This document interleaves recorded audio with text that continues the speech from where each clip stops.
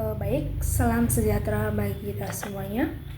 Sebelum saya mempresentasikan dari hasil produk saya, izinkan saya memperkenalkan diri saya.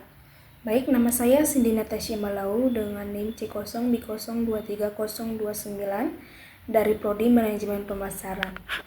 Jadi di sini saya akan mempresentasikan yaitu identifikasi risiko pada PT Indofood. Sebelum kita masuk ke risikonya, apa sih latar belakang dari PT Indofood ini? Jadi, PT Indofood ini adalah salah satu perusahaan yang bergerak di sektor industri makanan dan minuman di Indonesia yang dikenal sebagai produsen berbagai produk olahan makanan. Indofood telah menjadi bagian penting dalam pasar konsumsi di Indonesia dengan menyediakan berbagai macam produk seperti mie instan, bumbu masak, dan makanan siap saji. Baik, selanjutnya dari latar belakang, PT Indofood ini yaitu merupakan produsen berbagai jenis makanan dan minuman yang bermarkas di Jakarta, Indonesia.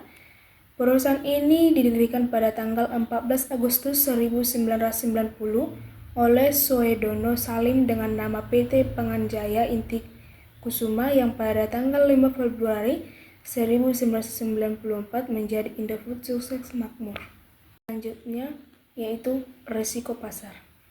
Risiko pasar merujuk pada kemungkinan terjadinya kerugian yang disebabkan oleh perubahan kondisi pasar yang mempengaruhi kinerja keuangan dan operasional perusahaan.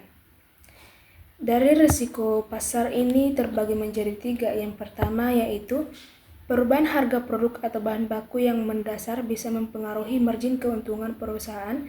Misalnya perusahaan yang bergantung pada impor bahan baku tertentu mungkin terpengaruh oleh fluktuasi harga global, atau perusahaan yang memproduksi barang konsumen yang dapat terpengaruh oleh perubahan harga bahan baku yang dibutuhkan.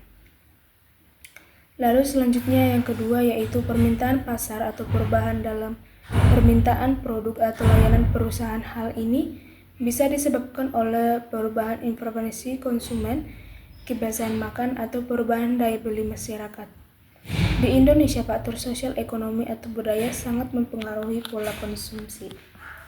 Lalu yang ketiga yaitu risiko persaingan, yaitu perubahan mungkin terpapar risiko pasar jika persaingan di distribusi semakin ketat, yaitu munculnya persaingan baru, perusahaan strategi pesaing, atau inovasi produk yang lebih unggul yang dapat mempengaruhi pasar dan margin keuntungan pasar.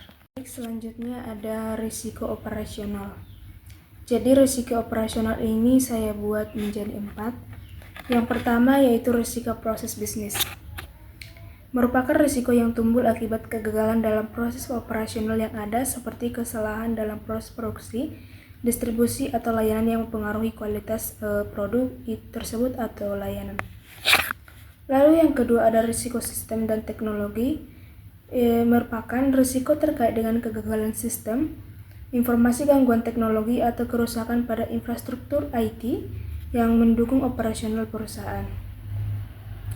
Selanjutnya yang ketiga yaitu risiko manusia, yaitu risiko yang tumbuh karena faktor terkait dengan karyawan seperti kesalahan manusia, kurangnya keterampilan, atau perilaku yang tidak mendukung. Lalu yang keempat yaitu risiko keamanan. Jadi risiko keamanan ini merupakan ancaman terhadap keamanan fisik maupun data perusahaan, termasuk pencurian, peretasan, atau kebocoran informasi yang dapat merusak integritas operasional. Lalu di sini ada risiko keuangan.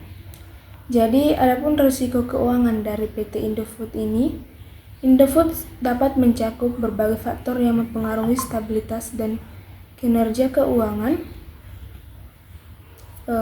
perusahaan, baik dari sisi pendapatan biaya, profesional, maupun struktur pendanaan.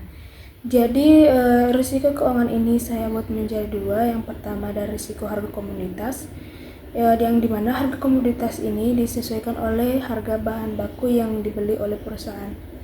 Lalu yang kedua ada risiko pembiayaan. Jadi masuk ide yang di sini risiko pembiayaan yaitu risiko alat-alat IT yang kita gunakan, apakah dia termasuk masuk pajak atau tidak. Slide selanjutnya ada risiko teknologi. Risiko teknologi ini terbagi menjadi beberapa. Yang pertama ada risiko gangguan sistem dan infrastruktur teknologi, misalnya kerusakan perangkat keras seperti server atau sistem otomatisasi pabrik yang dapat menyebabkan terhentinya proses produksi atau industri. Lalu yang kedua ada risiko kehilangan data, yang dimana ini merupakan mungkin tidak dapat melayani pelanggan dengan baik atau membuat keputusan berbasis data yang tepat yang dapat mengganggu operasional atau merusak reputasi perusahaan. Jadi, dari risiko teknologi ini, jika dengan mengidentifikasikan dan mengelola risiko teknologi Indofood dapat memastikan kelancaran operasional, mengurangi potensi gangguan, serta meningkatkan efisiensi dan daya saing di pasar yang semakin didorong oleh kemajuan teknologi. Slide berikutnya ada risiko hukum dan regulasi. Jadi, risiko hukum dan regulasi ini terbagi menjadi beberapa.